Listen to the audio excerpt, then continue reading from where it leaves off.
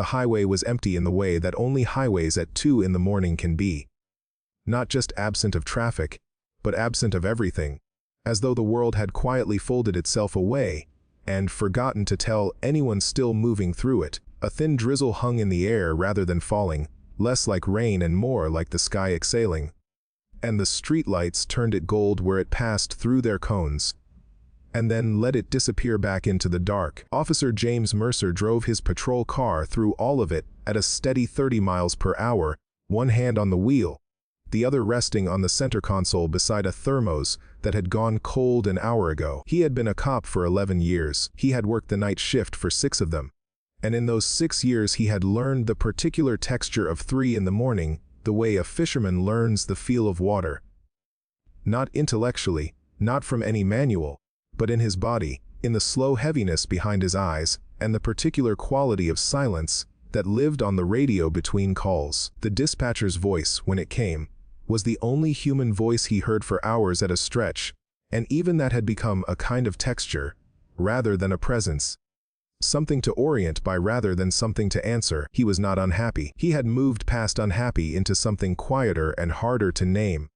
A state of having organized his life very carefully around the things he could control, and having stopped looking too hard at the shape of everything else. The town of Crestfield, or what passed for Crestfield at its outskirts, slid past his windows in the form of shuttered gas stations and dark storefronts, and the occasional neon sign still burning for no one. He passed the old feed store that had become a vape shop that had become vacant. He passed a taqueria with its iron gate pulled down. He passed a stretch of chain link fence where someone had threaded artificial flowers in the diamond gaps years ago, and the flowers had long since gone colorless, but no one had removed them. He noted these things the way he noted everything on night patrol. Cataloged, filed, released. It was somewhere between the chain link fence and the closed Dollar General that he first saw it in the rearview mirror. He almost dismissed it as a piece of debris, or a shadow thrown at the wrong angle by a passing car. Except that there were no passing cars. He slowed imperceptibly, attention still split, still half attending to the radio. In the mirror, a small shape was moving, low to the ground, asymmetric, labored. He took his foot off the gas and let the car coast, and the shape became clearer. A dog, thin in the way that communicates emergency rather than mere hunger. Not slender, not slight, but architectural in its leanness. The ribcage visible as a series of ridges even from 50 yards away in the bad light. It was running on the road behind him, and it was running toward him. He thought stray. He thought it will veer off when I keep moving. He pressed the accelerator and watched the rearview. The dog ran harder. He made a right turn onto Becker Street. He watched the mirror. After a 4 count, the dog appeared around the corner, still running, still aimed at his taillights with a focus that looked, from this distance, almost desperate. He made a left, a slow left, no signal, watching. The dog followed. James Mercer had been a police officer long enough to understand that coincidence had limits. 2 turns was not coincidence. 2 turns was intention, even if the thing doing the intending had no particular language for what it wanted. He pulled the car to the side of the road in the empty lot of a closed self-storage facility and cut the engine, and sat very still, watching in the mirror as the dog closed the distance between them. It slowed as it approached, the way all frightened things slow when they reach the edge of what they have been pursuing. Suddenly aware that the next step is the one that determines everything. It stopped about 15 feet from the rear bumper, sides heaving, breath coming in visible puffs in the cold damp air. It was a male, he thought, a German Shepherd mix of some kind, though the condition it was in made identification difficult. The fur was matted in places and missing in others. The legs were trembling, not from fear alone, he thought, but from exhaustion, from whatever it had taken to run 7 miles of wet asphalt in the dark, and still be standing at the end of it. It did not bark. It did not whine. It looked at him through the back window of the patrol car, with eyes that caught the amber from the nearest streetlight. And it waited. James sat in the car for a moment longer than he needed to, aware of a feeling in his chest he did not immediately want to examine. Then he opened the door and got out. The dog took 2 steps backward, not a retreat. An adjustment, a repositioning that maintained the exact same distance between them. 15 feet. It stood there with its weight shifted slightly toward its haunches, in a posture James had seen before in animals and people both. The posture of something that has been hit enough times that the muscles remember the impact before the mind does. That keeps space as a reflex rather than a decision. But it did not run. It held its ground and it kept its eyes on him. He spoke quietly, not words with meaning yet, just tone. The low even register he had learned worked on frightened animals, and frightened people equally. Something that said, I am not moving fast. I am not raising my hands, I am simply here. He walked to the back of the car and opened the trunk. He had a paper bag wedged against the spare tire, his dinner from 7 hours ago that he had never gotten around to eating in full. Half a turkey sandwich in plastic wrap, a handful of jerky strips in a Ziploc bag, an apple he had not touched. He set the sandwich and the jerky on the asphalt, 2 feet in front of his boots, and then he stepped back a full 6 feet and crouched down, making himself smaller, less vertical, less the thing that towers over other things. The dog stood motionless for almost a full minute. Then it moved, not rushing, not lunging, but walking with something that was almost deliberateness toward the food, keeping its head low and its eyes moving between the sandwich and James in a rhythm that spoke of long practice.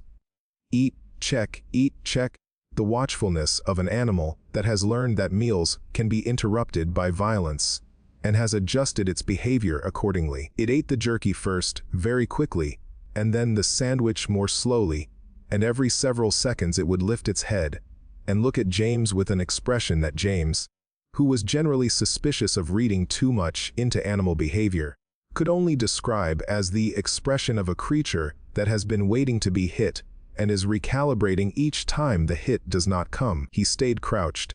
He watched it eat. The rain was light enough not to bother him, but he could feel it on the back of his neck. And the lot was empty except for the 2 of them, and the idle patrol car with its engine ticking as it cooled. 7 miles, he said quietly. You followed me 7 miles just for a sandwich. The dog looked up at the sound of his voice. It did not bolt. It stood very still, still chewing, and held his gaze with the particular quality of attention that certain animals have.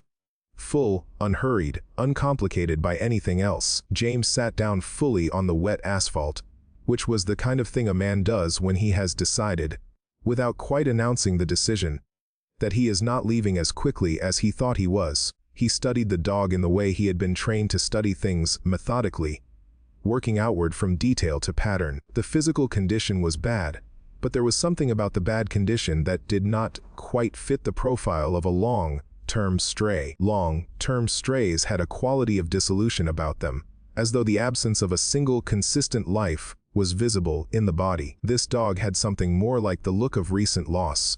Still structured, still coherent, but stripped of some layer that should have been there. He noticed the neck first. Where the fur was thinnest, along the throat, there was a callus ring, the kind left by a collar worn consistently over years, not a choke chain.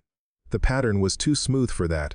But a collar, something worn long enough to change the skin beneath it. And the collar was gone, not fallen off. The fur around the callus suggested it had been removed abruptly, the way fur lays differently when something is taken off roughly versus when it simply slips away over time. He noticed the front left leg, a scar along the lateral edge of the foreleg, healed over cleanly but substantial. Not a wound from a fight or a collision, but something more linear, more deliberate. The kind of mark that came from sustained physical work rather than a single incident. He said, quietly to the air more than to the dog, "Sit." The dog sat, immediately, cleanly, with its haunches square and its spine straight. James felt something move in him that he could not immediately name. He said, "Stay." The dog stayed. He said, "Come." The dog crossed the distance between them in 4 strides and stopped precisely at his knee and sat again, and looked up at him, and waited. James looked at the dog for a long moment. The rain continued its half-hearted business. Somewhere on the other side of the storage facility, a truck moved through an intersection, its headlights sweeping across the top of the chain, link without reaching them. "You are not just a stray," he said.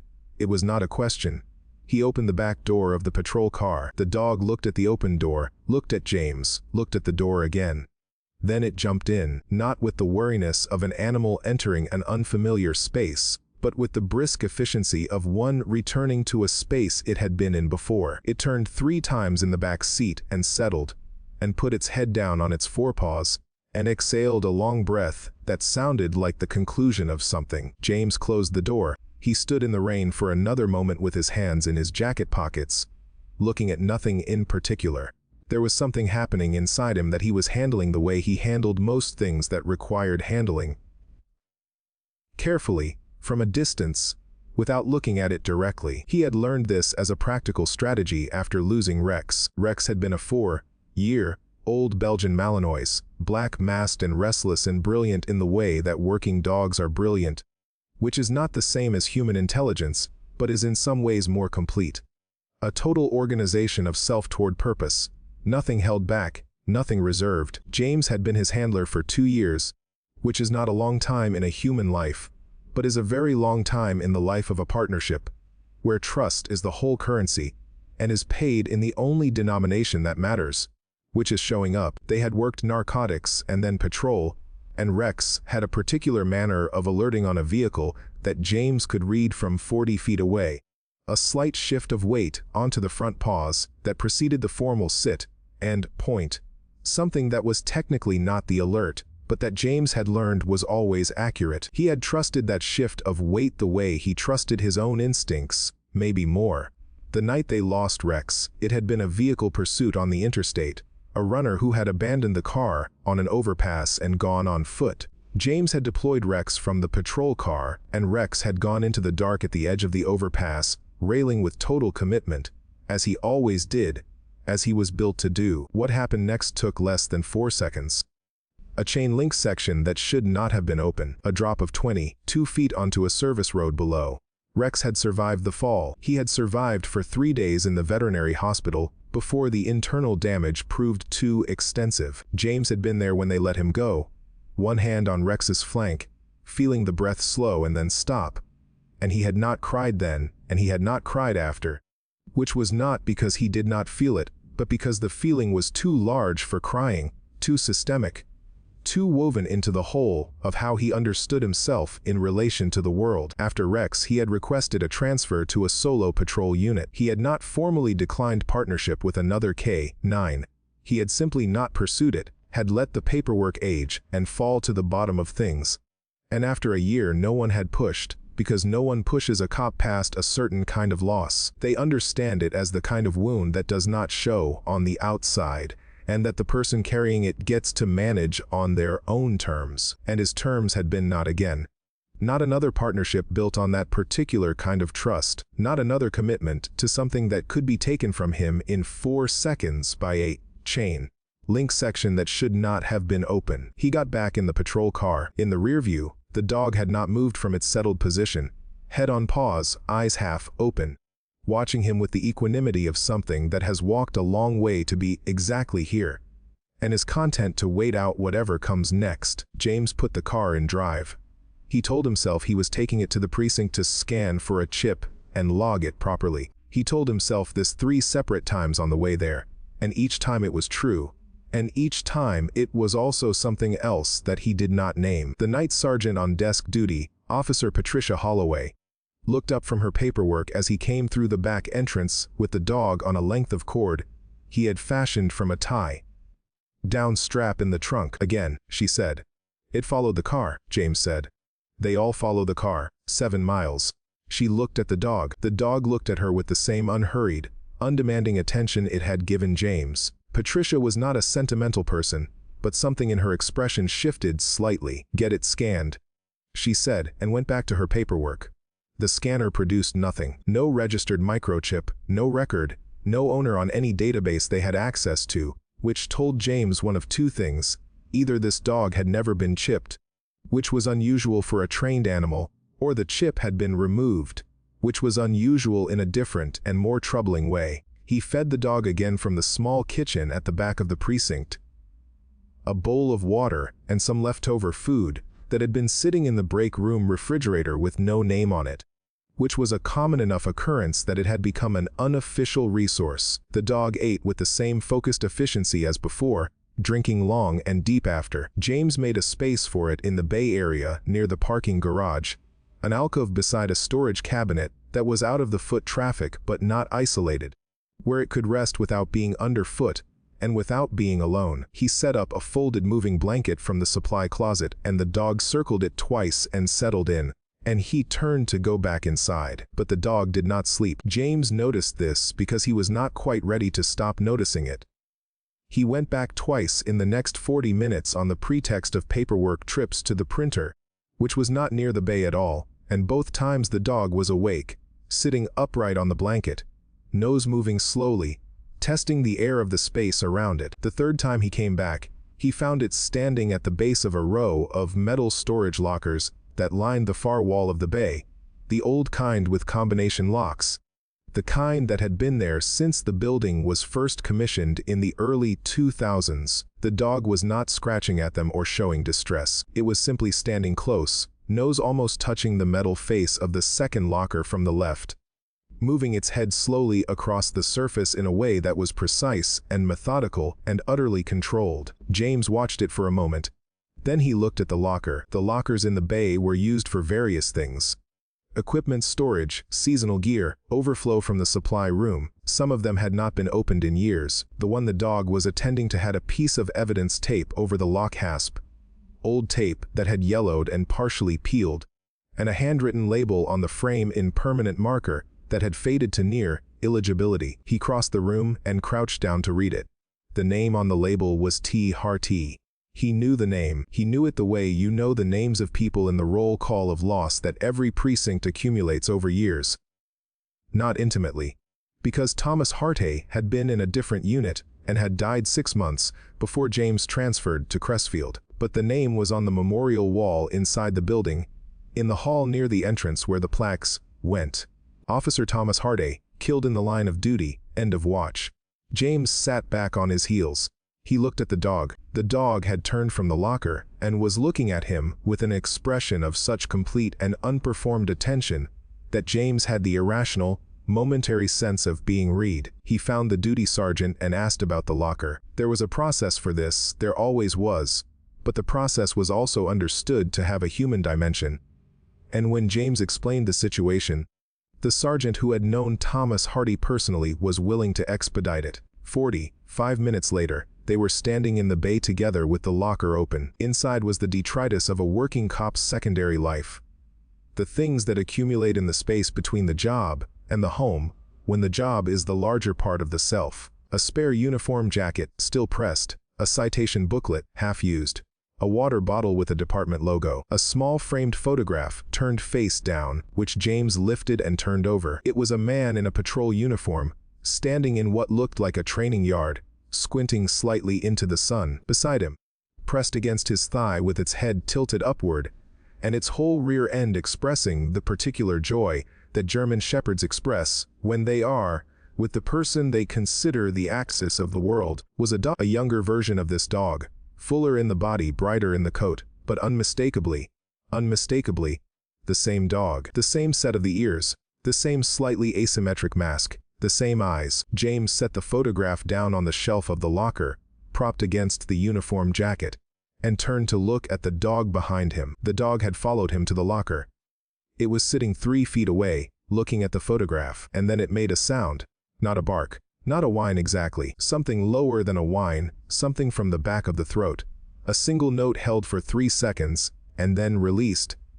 And in that sound James Mercer, who had been a cop for 11 years and who had organized his interior life very carefully against exactly this kind of thing, felt something give way. He sat down on the floor of the bay. The dog walked to him and sat beside him, close enough that its flank was against his leg, and it looked at the photograph from this new angle, and James looked at it too, and neither of them moved for a while. The research took 3 days, conducted in the margins of his regular shifts.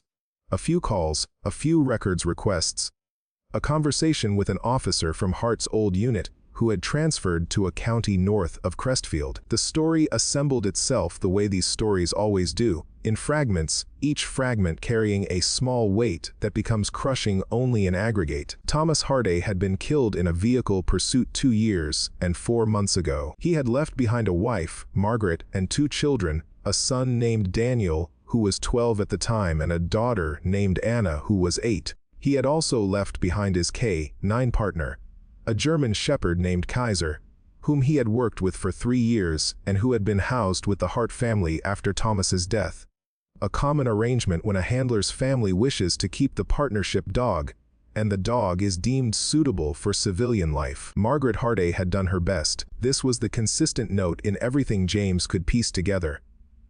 She had done her best with the insurance settlement, and the pension, and the new apartment, and the children, who were grieving in the particular ways children grieve, which is to say unpredictably and comprehensively, their grief surfacing in sleep disorders and school performance, and in a general quality of absence that is very difficult to address directly. The dog had been a comfort for a while, and then Margaret's brother had become ill, and she had moved to care for him, and the apartment she moved to did not accept pets. And the children were going to different relatives for the school year, and Kaiser had been placed with a neighbor who had agreed to take him, and then had moved themselves 3 months later, and left Kaiser with another neighbor who had not entirely understood the commitment. And at some point in this chain of temporary arrangements and good intentions and small failures, Kaiser had simply disappeared. That was 14 months ago. James drove south on the evening of the 3rd day, past the edge of Crestfield, and into the township where Margaret Hardy's sister lived, where Margaret was now staying with the children while she sorted out what came next. He had called ahead. The sister had been cautious on the phone. It was the caution of someone who had been on the receiving end of things that presented as help and turned out to be complicated. The caution of someone managing a careful equilibrium, but she had said to come. The house was a small single-story place on a street of small single-story places, the kind of street where the yards are kept carefully and the porch lights come on at dusk. Not a prosperous street, but a cared-for one. James pulled to the curb and cut the engine. In the back seat Kaiser, because that was the name now. The name James had been using for 2 days, and that the dog answered to with the easy familiarity of a dog who had always answered to it, was sitting upright, nose at the window gap, reading the air of this specific street in this specific neighborhood with the intensity of a creature to whom smell is the primary language and who has just heard something that sounds like a familiar word. He got out. He opened the back door. Kaiser stepped out with his nose still moving, still reading, and then he stopped. He stood on the sidewalk in the thin evening light, and his whole body went very still in a way that was different from the stillness of alertness, or the stillness of uncertainty. It was the stillness of recognition, of the particular suspension that happens in the body when it encounters something it believed it would never encounter again, and does not quite know yet how to move through the feeling. The front door of the house opened. Daniel Hart was 14 now, tall for his age in the angular, provisional way of boys who are still assembling themselves. He came down the porch steps slowly, and then he stopped at the bottom, and he looked at the dog on the sidewalk, and the dog looked at him, and something moved across the boy's face that was too large and too old for a 14-year-old's face and too precise to be anything other than what it was. "Kaiser," the boy said, barely audible, the sound of someone testing a word they had decided they no longer had the right to use. Kaiser crossed the distance in 3 strides. He did not jump on the boy. He was too well trained for that. But he pressed his full weight against Daniel's legs, and he turned his head up, and the boy went down to his knees on the porch steps with his arms around the dog's neck. And neither of them moved for a long time. James stood on the sidewalk and watched this. He was aware of the front door still open behind the boy, and of Margaret Hart standing in the doorway with her hand over her mouth, and of the small face of Anna visible behind her mother, peering around the door frame with eyes that were very wide and very still. He had not prepared himself for this part. He had prepared himself, in a general way, for the logistics, the explanation, the documentation, the careful management of expectations. He had not prepared himself for the experience of watching a 14-year-old boy press his face into the fur of a dog that had walked 7 miles of wet highway in the dark to find its way back to something, and to feel in that watching the precise shape of the thing he had been refusing to feel for 2 years. Kaiser had not been looking for a meal. James understood this now with a completeness that had not been available to him 3 nights ago, in the empty lot by the storage facility, when he had sat on the wet asphalt and told himself he was just logging a stray. Kaiser had been doing the thing that James had decided after Rex, was too costly to keep doing. He had been refusing to stop. He had walked through 14 months of disorientation and temporary arrangements and being passed from hand to hand, like something whose value was uncertain, and he had kept moving in the direction of the only coordinates that mattered to him, the ones he had been given early, and that no amount of subsequent displacement could overwrite. This was the thing James Mercer had spent 2 years trying to argue himself out of, not the loyalty itself. He was not arguing against loyalty in the abstract, but the exposure it required, the willingness to organize your whole self around another creature, knowing that creatures are temporary, knowing that the chain, link sections should have been welded shut, and sometimes are not. He had decided, after Rex, that the cost was not one he could afford to pay twice. Watching Kaiser press his flank against a 14-year-old boy's knees, he was not sure that decision had been as rational as he had believed. It was 2 weeks after this that the call came in. James was not technically the primary on the call. It was a structure fire in the southern end of the township. 2 units responding. A residential building on the edge of the old industrial quarter, where the streets went narrow and the address numbers got unreliable. He was nearby and he had Kaiser with him, because Margaret had asked if he would take the dog for a few days while they moved into a new apartment, one that allowed pets, the finding of which had taken 3 weeks and the cost of which was manageable, because James had, without making a significant point of it, covered several months of the deposit. He had Kaiser in the back seat because he had been driving Kaiser to and from the sister's house and had not yet had a reason to go home first. He arrived at the scene a minute behind the primary units. The building was a 3-story converted warehouse, and the fire was on the 2nd floor, in a space that had been partitioned into residential units without the kind of planning and documentation that would have made the partitioning easy to understand from the outside. The firefighters were working the front. Smoke was coming from 2 windows on the 2nd floor and 1 on the 3rd. The primary officer on scene, a younger cop James knew slightly, came to him immediately. There was a complication. A resident from the 3rd floor, an elderly woman, had reported that her grandson, a boy of 10, had been in the apartment when the fire started. He had not come down the main stairs, which were now compromised by smoke, and he had not been found at the window where the firefighters had placed a ladder. He was somewhere in the building, and the building was a maze of partition spaces, and the firefighters did not have a clear plan of the interior. James looked at Kaiser in the back seat. Kaiser was standing up, nose to the window gap, reading the scene the way he had read the sidewalk in front of Daniel Hart's temporary house. With total attention, with the complete organizing of himself toward what the air was telling him. His ears were forward. His weight was on his front paws. James opened the door. What followed was not dramatic in the way that things are dramatic on screens, with a swelling score and a slowed-down camera. What followed was Kaiser working, in the most elemental sense of the phrase. He moved through the smoke-hazed lobby with James on the lead, nose sweeping, making his way up the stairwell not by following the smoke, but by following something below it.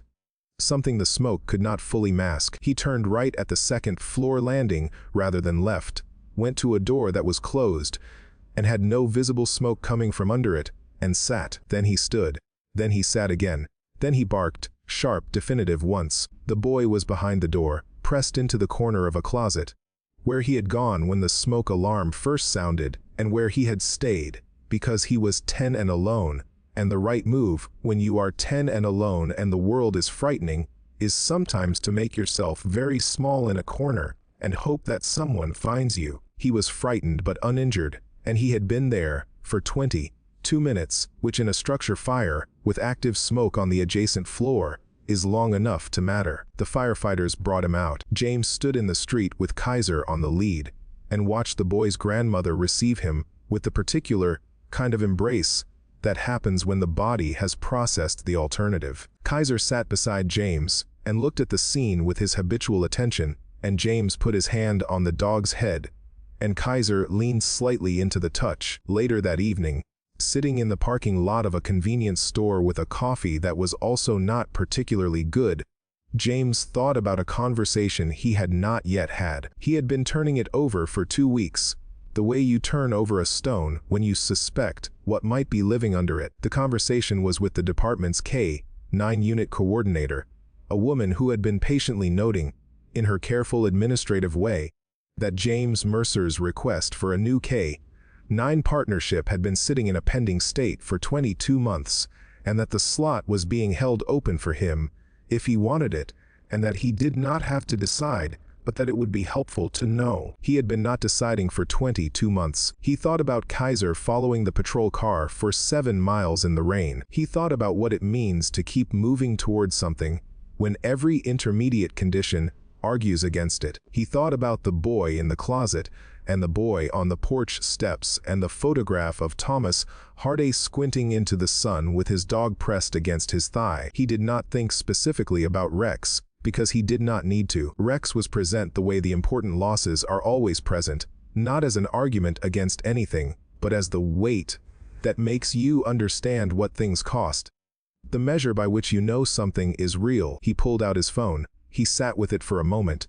The way you sit with a door you have been standing in front of for a long time, aware that what is on the other side is not certainty, not the absence of loss, not any guarantee at all. Then he called. When she picked up, he said, "It's Mercer. About the K-9 slot. I think I am ready." He drove home afterward through streets that were beginning to quiet toward midnight, the streetlights doing their amber work on the empty intersections, the radio murmuring at low volume. The back seat was empty, Kaiser having gone back to Daniel for the night. The car felt its size in the way it sometimes did on the long stretches. A contained space moving through a larger darkness, with just enough light to navigate by and just enough quiet to think. He had not resolved anything, exactly. There was no resolution to the thing that had happened with Rex, no retrospective sense making that could change the shape of it. The chain link section had been open 4 seconds. These were facts, and facts do not resolve. They only settle, over time, into the substrate of what you know about the world and about yourself in it. What had changed? What he could feel had changed, in the specific way that change feels in the body before it has been fully articulated in the mind. Was something about the calculation he had been making. He had been calculating whether the cost of caring was something he could afford. He had been performing this calculation carefully and honestly and in the genuine belief that it was the responsible thing to do. But Kaiser had not performed this calculation. Kaiser had walked 7 miles of wet pavement without performing it. Kaiser had put his nose to the face of a closed locker and leaned into a boy's legs on porch steps without performing it. Because the calculation was not the thing, had never been the thing. The thing was the direction you kept moving, regardless. He drove through the empty intersection near the feed store. That was a vape shop that was now vacant. He drove past the chain link fence with the artificial flowers that had gone colorless. He drove toward the end of his shift, toward the precinct and the paperwork, and the particular kind of quiet that comes at the end of a long night. The quiet that is not absence but completion, a task set down rather than abandoned. In his chest, where the careful organization had been holding things at a certain distance for a long time, there was something looser now, something that was not exactly comfort, but was perhaps the precondition of it. The sense that the door was open, and that what was on the other side was not certainty, but was something worth the cost of finding out. There are pleas that have no sound. They come in the form of a pair of exhausted eyes following you through the dark, mile after mile, because something in the creature making them understands, in whatever way creatures understand the things that matter most, that the direction you are moving is the right direction, and that the only error would be to stop. Kaiser had not known, with any precision, where he was going. He had only known that the car with the blue and red lights had something in it that felt like the world he had been built for, and that if he could only keep up, if he could only not stop, something of what he had lost might become findable again. He had been right, not because the world is arranged to reward that kind of faithfulness. It is not, reliably, but because a tired man in a patrol car looked into his rearview mirror at 2 in the morning and decided, on a damp and empty street, to slow down. The rest had followed from that.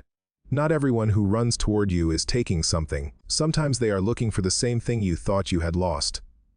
The particular warmth of being seen, of belonging to something, of being worth the 7 miles. And sometimes the most important thing you can do is simply be the one who, when they look in the mirror, does not drive away.